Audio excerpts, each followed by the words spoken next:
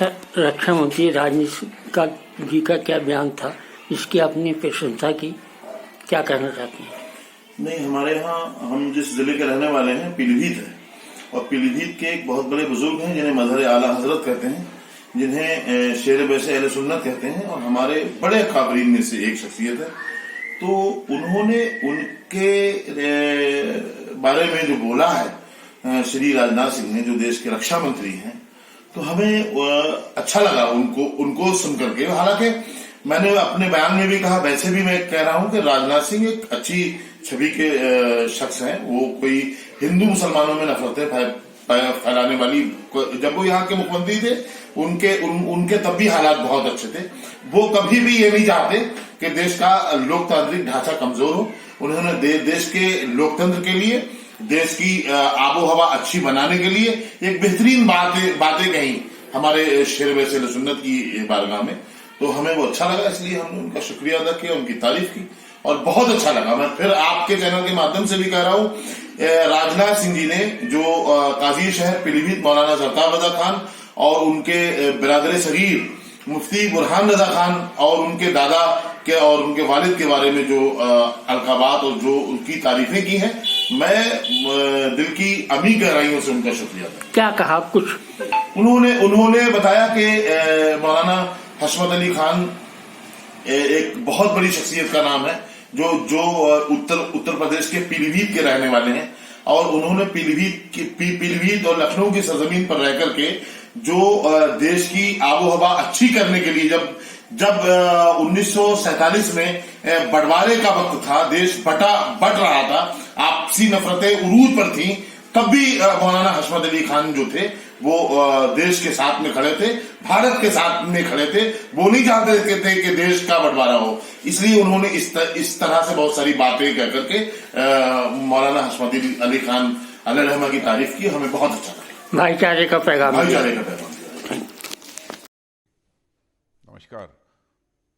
मौलाना जरताब रजा खान साहब, मौलाना बुरहान रजा खान साहब, दारुल उलूम हसमत उर रजा से जुड़े हुए तमाम लोग और सेमिनार में उपस्थित मेरे प्यारे दोस्तों, जब आपकी तरफ से इस कॉन्फ्रेंस में शरीक होने का बुलावा आया तो मुझे बेहद खुशी हुई कि मुझे आप सभी साथियों से मिलने का और मौलाना हशमत अली खान अलैहिर्रहमा जैसी अजीम शख्सियत के ख्यालों के बारे में बातचीत करने का अवसर मिलेगा।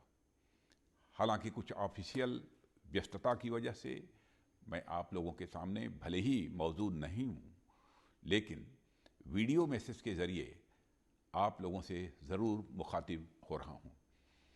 इस मौके पर कुछ बातें जो मेरे जहन में हैं वह आप लोगों से साझा करना चाहूँगा। साथियों, जैसा कि आप सब जानते हैं कि उत्तर प्रदेश से जुड़े होने के कारण हम सबका गंगा जमुनी तहजीब से कुछ विशेष वास्ता है। यह तहजीब यहीं पर पनपी और यहीं से निकलकर यह लगभग पूरे हिंदुस्तान में फैली, और मुझ पर तो ऊपर वाले की कुछ खास रहमत रही है कि मुझे उत्तर प्रदेश में भी लखनऊ का प्रतिनिधि होने का मौका मिला है, जिसको माना ही जाता है कि वह तहजीब का शहर है, वह मिली जुली सभ्यता का शहर है। सिर्फ लखनऊ और उत्तर प्रदेश ही नहीं, बल्कि पूरे देश में कई शताब्दियों से लगातार अनेक संतों, सूफियों और फ़कीरों ने और महात्मा गांधी जी से लेकर मौलाना हशमत अली खान साहब तक कई महान लोगों ने इस देश की एकता को तथा गंगा जमुनी तहजीब को और मजबूत बनाने की दिशा में काम किया है। ठीक यही विजन हम सबके माननीय प्रधानमंत्री श्री नरेंद्र मोदी जी का भी है।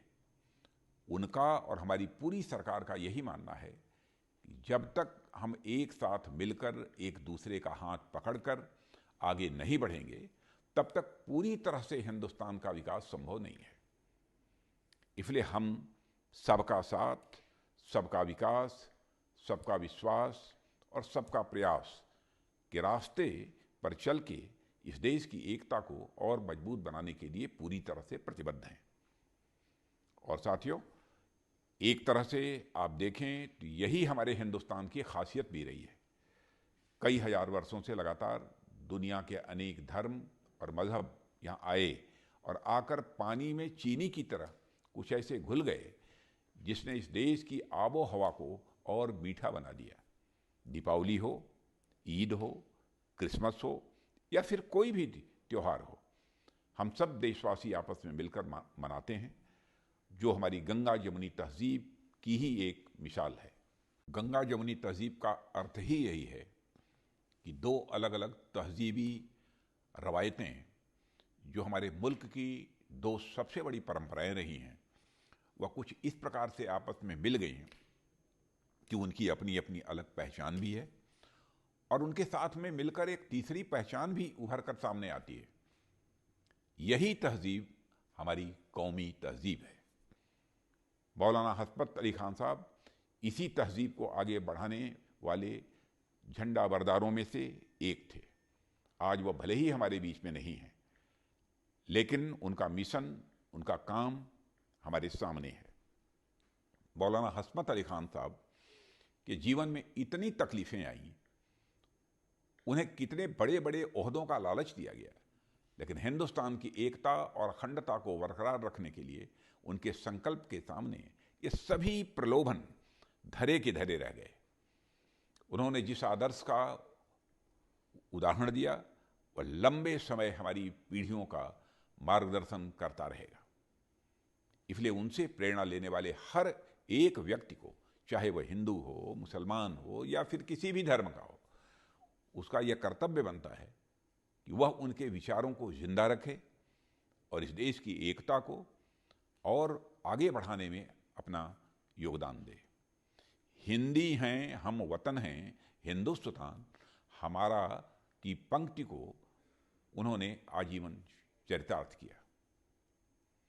मैं एक बार फिर से आप सभी को दिली मुबारकबाद देता हूं कि आपने मौलाना हसरत अली खान साहब की ज़िंदगी पर इस सेमिनार का आयोजन किया और मुझे अपने बीच बोलने का अवसर दिया।